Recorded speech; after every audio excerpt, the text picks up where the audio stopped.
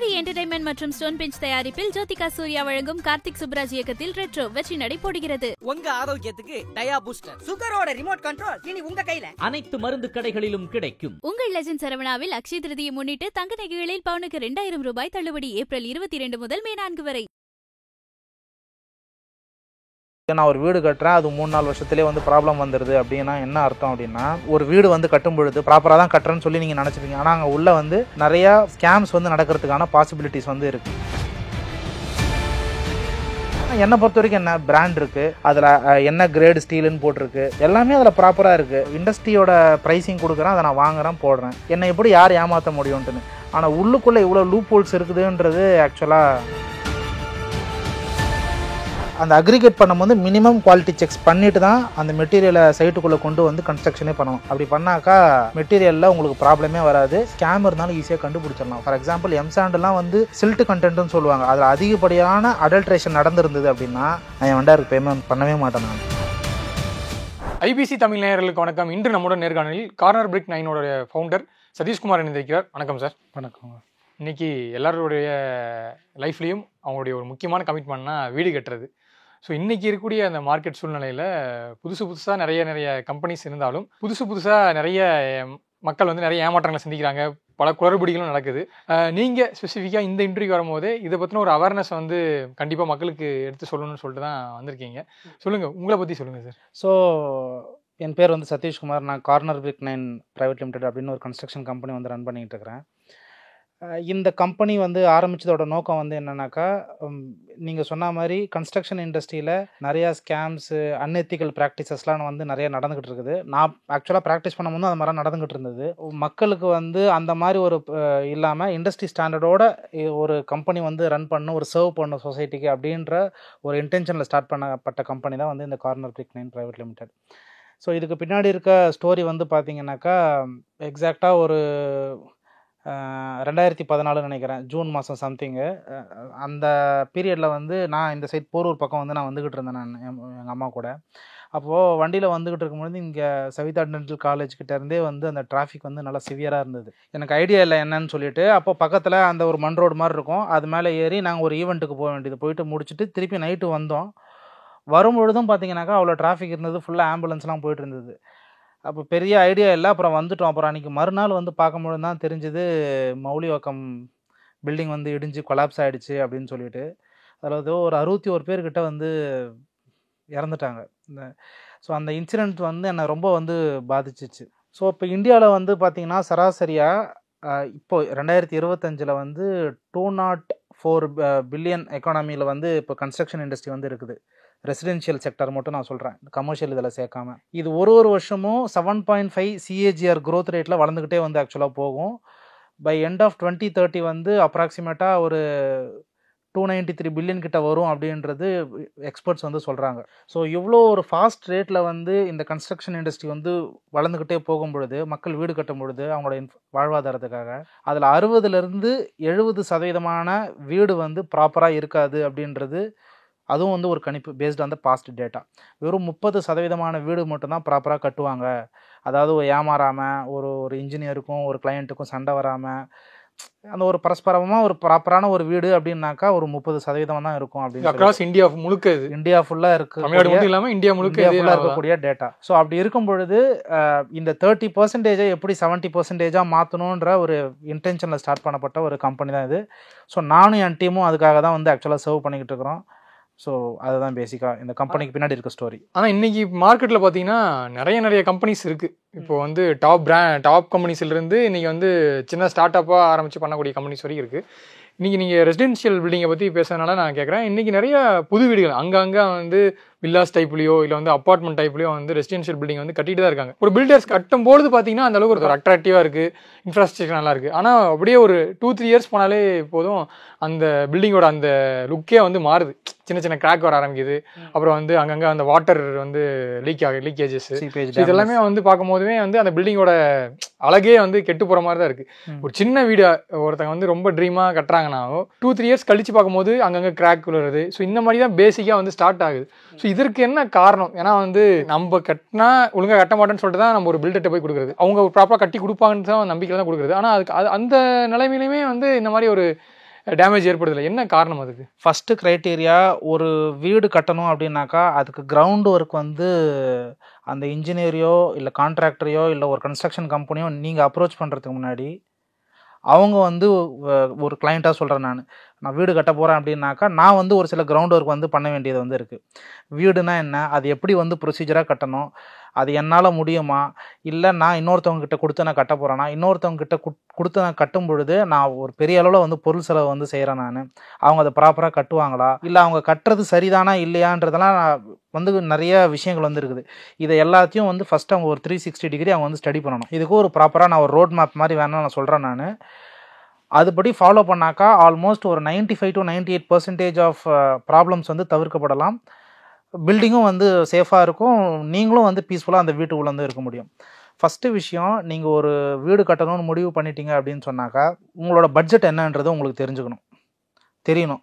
30 லட்ச ரூபாவில் கட்ட போகிறீங்களா, 50 லட்ச ரூபாவில் கட்ட போகிறீங்களா அப்படின்னு சொல்லிட்டுன்னு. அதுக்கப்புறமா நீங்கள் வந்து அப்ரோச் பண்ண வேண்டியது ஒரு ஆர்கிடெக்டையோ இல்லை ஒரு சிவில் கான்ட்ராக்டரையோ போய் நீங்கள் அப்ரோச் பண்ணுறீங்க. அப்ரோச் பண்ணும் பொழுது எப்படி வந்து ஒரு அட்வொகேட்கிட்டையும் டாக்டர்கிட்டையும் மறைக்காமல் ஒரு உண்மையை வந்து சொல்கிறாங்களோ அந்த மாதிரி நீங்கள் இவங்ககிட்ட வந்து சொல்லணும். உதாரணத்துக்கு, என்னோடய பட்ஜெட் இவ்வளோ தாங்க, எங்கள் ஃபேமிலியில் இத்தனை பேர் இருக்கோம், ஃப்யூச்சரில் இவ்வளோ பேர் வந்து ஜாயின் பண்ணுறதுக்கு பாசிபிலிட்டிஸ் இருக்குது. ஸோ இந்த மாதிரி எல்லா டேட்டாவும் நீங்கள் கொடுக்க தான் வந்து அவங்க என்ன பண்ணுவாங்க, உங்களை பற்றி கம்ப்ளீட்டாக உங்களோட தேவை என்னன்றது தெரிஞ்சுப்பாங்க. ஏன்னா தேவை தெரியாமல் நம்ம பிளைண்டாக வந்து ஒரு வீடு கட்டணும், எனக்கு ஒரு ஃப்ளோர் பிளான் கொடுங்க நான் வீடு கட்டணும் அப்படின்னு சொல்கிறது வந்து ஒரு சரியான முறையே கிடையாது. உங்களோட தேவை என்னன்றதை நீங்கள் கம்ப்ளீட்டாக அவங்கக்கிட்ட சொல்லும் பொழுது அவங்க உங்களை பற்றி ஒரு புரிதல் வந்து ஏற்படும். ஏன்னா நீங்கள் அவங்கள எப்படி அப்ரோச் பண்ணுவீங்கன்னா, ஒன்று ரெஃபரலில் வந்து போயிருப்பீங்க, யாருன்னா வீடு கட்டியிருப்பாங்க, அவங்க சொல்லி நீங்கள் போனீங்கன்னா ஓரளவுக்கு உங்களை பற்றி தெரிஞ்சிருக்க வாய்ப்பு இருக்குது. இன்ஸ்டாகிராம்லேயோ இல்லை ஃபேஸ்புக்லேயோ ஏதோ ஒரு ஆடை பார்த்துட்டு நீங்கள் கிளிக் பண்ணி அவங்கக்கிட்ட போகிறீங்கன்னு வச்சுவாங்களேன், அவங்களுக்கும் உங்களை பற்றி தெரியாது, உங்களுக்கும் அவங்கள பற்றி தெரியாது, 2 பேருக்குமே ஒரு புரிதலே வந்து இருக்காது. ஆனால் ஏதோ ஒரு கவர்ச்சியான ஆடை பார்த்துட்டு ஒரு இன்டீரியர் வந்து நல்லா பண்ணியிருக்காங்க, ஃபசாட் எலிவேஷன் வந்து நல்லா பண்ணியிருக்கிறாங்கன்ற ஒரு இமேஜை பார்த்துட்டு நீங்கள் உள்ளே வந்து போயிருக்கிறீங்க, இவங்க நல்லா பண்ணுவாங்கன்ட்டுன்னு. அப்படி உள்ளே போகும்போது உங்களை பார்த்து ஃபஸ்ட்டு நீங்கள் எல்லாத்தையுமே எஜுகேட் பண்ணிடணும். சிம்பிளாக சொல்லணுன்னாக்கா அந்த பில்டருக்கோ ஆர்கிடெக்ட்டுக்கோ உங்களை பற்றி கம்ப்ளீட்டாக தெரிஞ்சிருக்கணும், உங்களோட பட்ஜெட் என்ன, உங்களோட நீடு என்ன அப்படின்னு சொல்லிட்டு. அடுத்தது, இதை வந்து இந்த கன்ஸ்ட்ரக்ஷன் வந்து 2 செக்மெண்ட்டாக வந்து பிரிக்கணும். ஒன்று டிசைன் செக்மெண்ட்டு, இன்னொன்று எக்ஸிக்யூஷன் செக்மெண்ட்டு. இந்த டிசைன் செக்மெண்ட்டுன்னு வரும் பொழுது இதை நீங்கள் ஆர்கிடெக்ட்ஸ் கிட்ட தான் வந்து கொடுக்கணும். ஏன்னா அவங்க தான் வந்து ப்ராப்பராக இது வந்து டிசைன் பண்ணுவாங்க. டிசைன் பண்ணதை நீங்கள் யார்கிட்ட கொடுக்கணுனாக்கா ஒரு கான்ட்ராக்டர்கிட்ட வந்து கொடுக்கணும். சிவில் இன்ஜினியர் வந்து அவங்களே கூட சில பேர் கான்ட்ராக்ட் பண்ணுறாங்க, அப்படி இல்லைனா ஆர்கிடெக்ட்ஸே கூட வந்து கான்ட்ராக்ட் வந்து பண்ணுறாங்க. இவங்ககிட்ட டிசைன் வாங்கணும், இவங்ககிட்ட தான் வந்து கொடுக்கணும். ஏன்னா architects R meant for design, engineers R meant for execution. ஆனால் இப்போ இண்டஸ்ட்ரியில் என்ன நடந்துகிட்டு இருக்கு அப்படின்னா, இப்போ நீங்கள் சொன்ன ப்ராப்ளத்துக்கு நான் ஒரு வீடு கட்டுறேன், அது 3-4 வருஷத்துலேயே வந்து ப்ராப்ளம் வந்துடுது அப்படின்னா என்ன அர்த்தம் அப்படின்னா, இங்கே வந்து ஒரு வீடு வந்து கட்டும் பொழுது ப்ராப்பராக தான் கட்டுறேன்னு சொல்லி நீங்கள் நினச்சிப்பீங்க. ஆனால் அங்கே உள்ளே வந்து நிறையா ஸ்கேம்ஸ் வந்து நடக்கிறதுக்கான பாசிபிலிட்டிஸ் வந்து இருக்குது. சில பேர் மனசாட்சிக்கு விரோதம் இல்லாமல் ப்ராப்பராக கட்டுவாங்க, சில பேர் வந்து அப்படி கட்ட மாட்டாங்க. ஸோ இந்த டிராயிங் இங்கேருந்து வாங்கிட்டு இங்கே கட்டும் பொழுது என்னென்ன அந்த பில்டரோ இன்ஜினியரோ ஸ்கோப் வந்து கொடுக்க போகிறாருன்றத அந்த கிளையண்ட்டுக்கு வந்து இந்த இன்ஜினியர் வந்து எஜுகேட் பண்ணணும். என்னோடய ஸ்கோப் என்ன, என்னோடய ப்ராசஸ் என்ன, நான் என்ன செய்ய போகிறேன் அப்படின்றத A to Z எல்லாத்தையுமே வந்து கொடுத்துடணும். அந்த டேர்ம்ஸ் எல்லாம் ஒத்து போச்சுன்னா தான் அடுத்த ஸ்டேஜுக்கே வந்து ப்ரொசீட் பண்ணணும். ஏன்னா அது அடுத்த ஸ்டேஜ் வந்து கிரெடிபிலிட்டி செக் பண்ணுறது, அவங்க பண்ண பில்டிங்கை பார்க்குறது, அவங்க பண்ண கிளைண்ட்ஸ் கூட பேசுகிறது, இந்த மாதிரி நிறைய பேராமீட்டர்ஸ் இருக்குது. இந்த ஃபஸ்ட்டு ஸ்டேஜ்லேயே வந்து உங்கள் 2 பேருக்கும் செட் ஆகலை அப்படின்னாக்கா அந்த கிளையண்ட்டுக்கும் இந்த இன்ஜினியருக்கும் அதோட வந்து கண்டினியூ பண்ணக்கூடாது, அவங்க வேறு யாருக்கிட்டனா தான் வந்து போயிடணும். ஏன்னா உதாரணத்துக்கு இவரோட பட்ஜெட் வந்து ஒரு 20 லட்ச ரூபா தான் வச்சுக்குவாங்க ஒரு வீடு கட்டுறதுக்கு. இவர் வந்து என்ன சொல்லுவார், இல்லை நீங்கள் இந்த ப்ராசஸ்லாம் தான் பண்ணணும் அப்படின்னு சொல்லிட்டுன்னு. அந்த ப்ராசஸ்லாம் நீங்கள் ஃபாலோ பண்ணிங்கன்னா 40 to 50 லட்ச ரூபா வரும். ஆனால் அப்படி பண்ணால் தான் வீடு நல்லா இருக்கும். ஆனால் அது அவங்க கேட்டுக்கிற மனநிலையில் இல்லை, நான் 20 லட்ச ரூபாவில் தான் வீடு கட்டுவேன், அப்படிப்பட்ட ஆள் யார் கட்டுறாங்களோ அவங்கக்கிட்ட தான் கொடுப்பேன்னா நீங்கள் போய் கொடுத்தீங்கன்னா end of the day building அது அப்படி தான் இருக்கும். ஏன்னா அவங்க என்ன ப்ராசஸ் ஃபாலோ பண்ணுறாங்கன்னு தெரியாது, அவங்களோட ஸ்கோப் என்னன்னு தெரியாது, என்ன மெட்டீரியல் பெருசாக யூஸ் பண்ணுறாங்கன்னு தெரியாது. ஸோ அதனால் பில்டிங் வந்து 2 இல்லைனா 3 வருஷத்தில் கொஞ்சம் ப்ராப்பராக இல்லாமல் போகிறதுக்கு பாசிபிலிட்டிஸ் நிறைய. நீங்கள் மெட்டீரியல்ஸ்னு சொல்லும் போது தான் என்னென்னா இன்றைக்கி வந்து உள்ளார யூஸ் பண்ணுற என்ன சொல்கிறது, ஒயரிங்கிலிருந்து ஐ மீன் ப்ளம்பிங்கிலிருந்து அது இல்லாமல் வந்து இப்போது வாஷ் பேஷன் அந்த மற்ற விஷயங்களுக்கெல்லாம் வந்து ஒரு ஆடாக பார்க்கும்போது டாப் பிராண்ட்ஸில் தான் வந்து அந்த மெட்டீரியல்ஸ் மட்டும் தான் உள்ளார யூஸ் பண்ணுவாங்க. ஃபார் எக்ஸாம்பிள் சிமெண்ட்டு யூஸ் பண்ணுற அந்த டிஎம்டி பார்ஸு இது வந்து எல்லாமே வந்து டாப் பிராண்ட்ஸ் தான் யூஸ் பண்ணணும்னு சொல்லிட்டு ஒரு ஆடு பார்த்து நம்ம போய் கொடுக்குறோம். ஆனால் அது உண்மையிலேயே அந்த பிராண்ட் தான் யூஸ் பண்ணுறாங்களா? எலக்ட்ரிக் ஐட்டம்ஸாகவும் சரி, இப்போ டாப் பிராண்ட்ஸு என்ன சொல்கிறது பாத்ரூம் வாஷ் பேஷன்ஸ்லாம் இருக்குல்ல, ஸோ ஆனால் அதை தான் யூஸ் பண்ணுறாங்களா? ஆனால் இல்லை ஏதாவது ஒரு லோக்கல் ஒரு ஐட்டம் வாங்கி போட்டுறாங்களா? ஃபார் எக்ஸாம்பிள் டைல்ஸ் கூட நம்மளுக்கு ஏன்னா இப்போ நீங்கள் மற்றதாச்சும் பிராண்டு நேம் இருக்கும், நீங்கள் அதை பார்த்து கண்டுபிடிக்கலாம். டைல்ஸ்லாம் வந்து நீங்கள் எந்த குவாலிட்டியில் போடுறாங்கன்னு உங்களுக்கு கண்டே பிடிக்க முடியாது. ஸோ இந்த மாதிரியான மோசடிகள்லாம் எப்படி நடக்குது? ஸோ இது எப்படி நம்ம வந்து ரெட்டிஃபை பண்ணி அவாய்ட் பண்ணுறது? இதில் ஆக்சுவலாக கிளைண்ட் மேலே நம்ம பெருசாக தப்பு சொல்ல முடியாது. ஏன்னா இது இன்ஜினியர்ஸுக்குமே வந்து இந்த அவேர்னஸ் வந்து இல்லை. எனக்கு நடந்த ஒரு ஸ்டோரி நான் சொல்கிறேன்.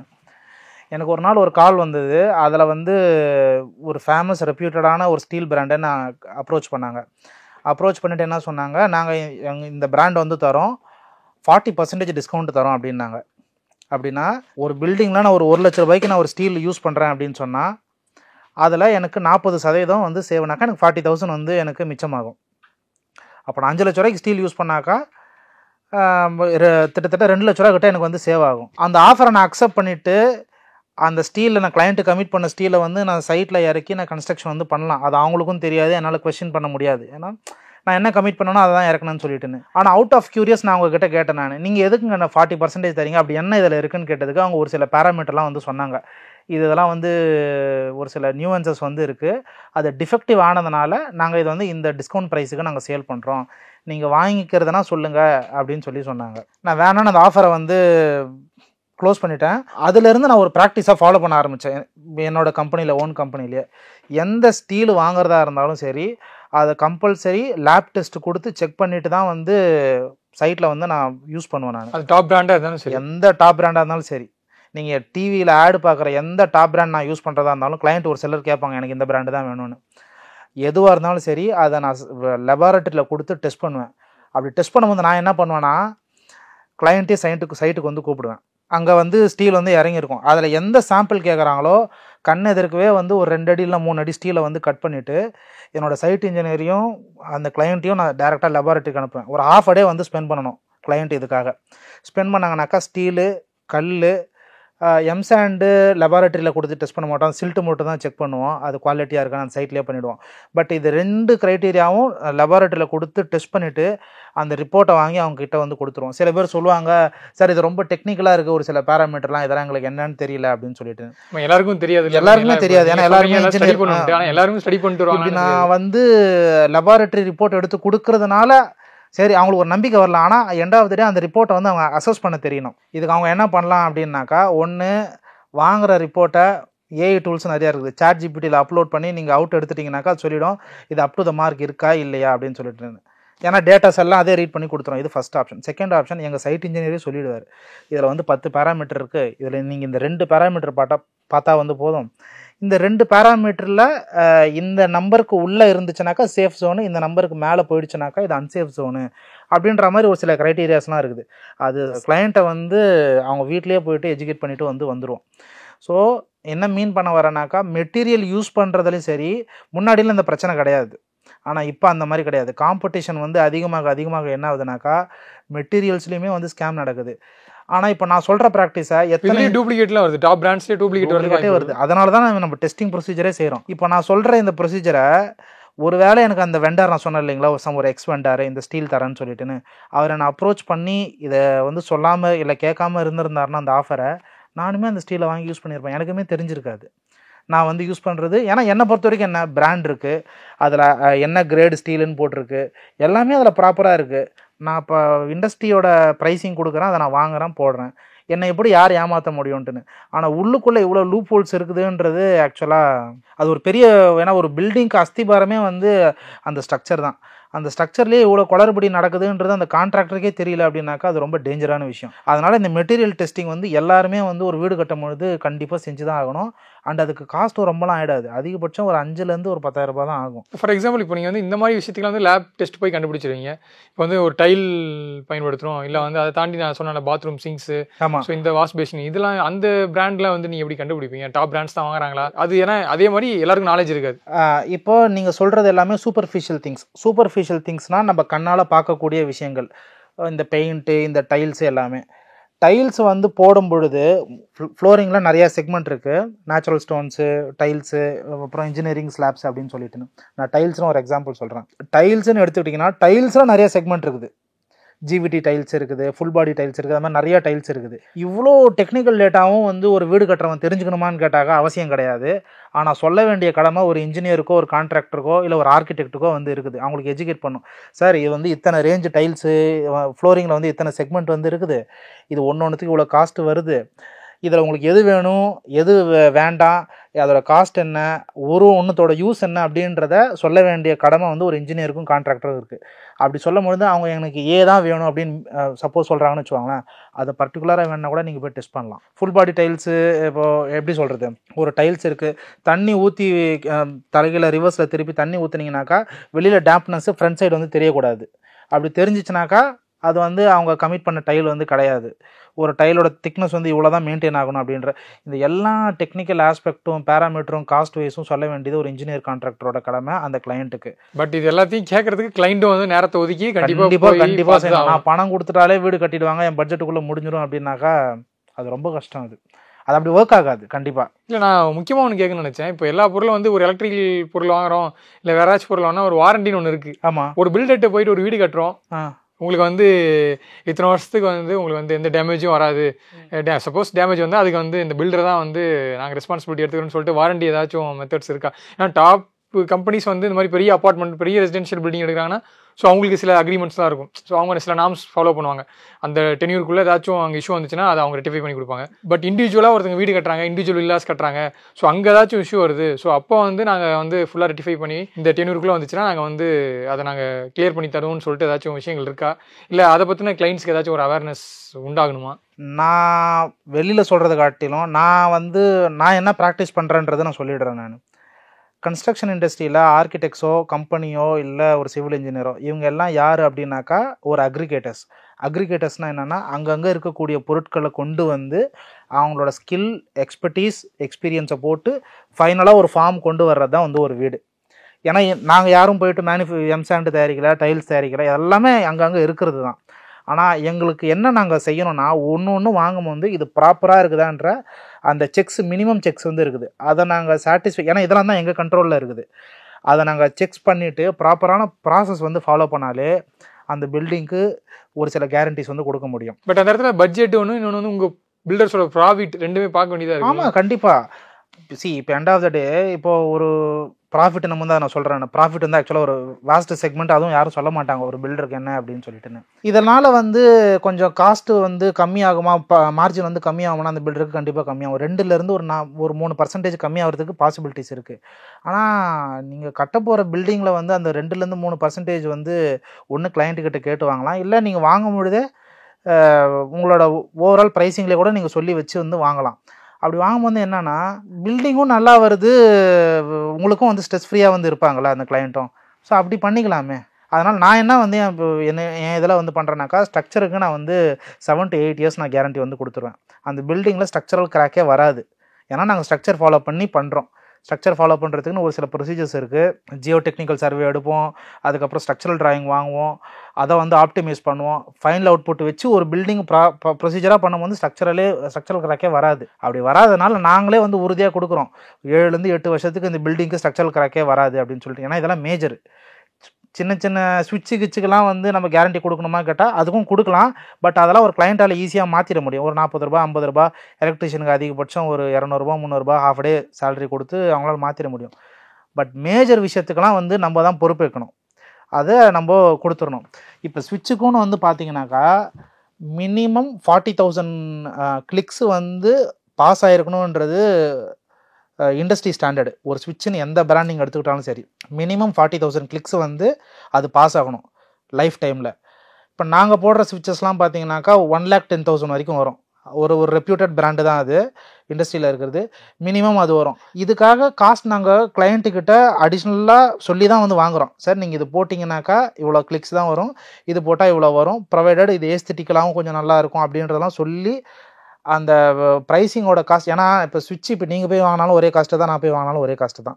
என்ன பெரிய டிஃப்ரென்ஸ் வரும்னாக்கா அதிகபட்சம் 2-3% தான் டிஃப்ரென்ஸ் வரும். எங்களுக்கு டிஸ்கவுண்ட் கொடுப்பாங்க டு பி ஹானஸ்ட். அதை வந்து கிளையண்ட்டுக்கிட்ட சொல்லியே நாங்கள் வந்து செஞ்சிடறோம். அதனால் நீங்கள் போடுறீங்க நல்ல சுப்பீரியர் பிராண்டாகவே வந்து போட்டுருங்க அப்படின்னு சொல்லிட்டுங்க. அதனால் அந்த அக்ரிகேட் பண்ணும்போது மினிமம் குவாலிட்டி செக்ஸ் பண்ணிவிட்டு தான் அந்த மெட்டீரியலை சைட்டுக்குள்ளே கொண்டு வந்து கன்ஸ்ட்ரக்ஷனே பண்ணணும். அப்படி பண்ணாக்கா மெட்டீரியலில் உங்களுக்கு ப்ராப்ளமே வராது.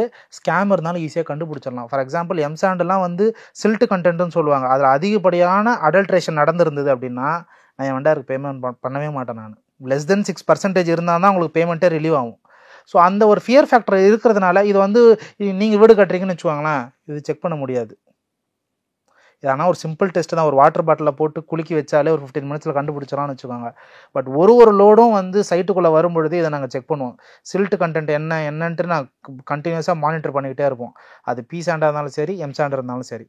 ஸோ நம்ம கையில் நம்ம கண்ட்ரோலில் இருக்கக்கூடிய குவாலிட்டி செக்ஸை மினிமம் செஞ்சாலே போதும், அந்த பில்டிங் நல்லாயிருக்கும். ஒரு பில்டிங்கோட குவாலிட்டியை டிஃபைன் பண்ணுறது 3 பேராமீட்டர். ஒன்று மென்னு, இன்னொன்று மெட்டீரியலு, இன்னொன்று ப்ராசஸ். குவாலிட்டின்றது இந்த மென்னுலையும் ஃபோக்கஸ் பண்ணோம், மெட்டீரியல்லையும் ஃபோக்கஸ் பண்ணோம், ப்ராசஸ்லையும் ஃபோக்கஸ் பண்ணோம். ஆனால் நிறைய பேர் என்ன நினச்சிக்கிறாங்க, நான் ஏ குவாலிட்டி மெட்டீரியல் போட்டாலே பில்டிங் எக்ஸ்ட்ராடினரியாக வந்துடும் அப்படின்னு சொல்லிட்டு. அப்படி கிடையவே கிடையாது.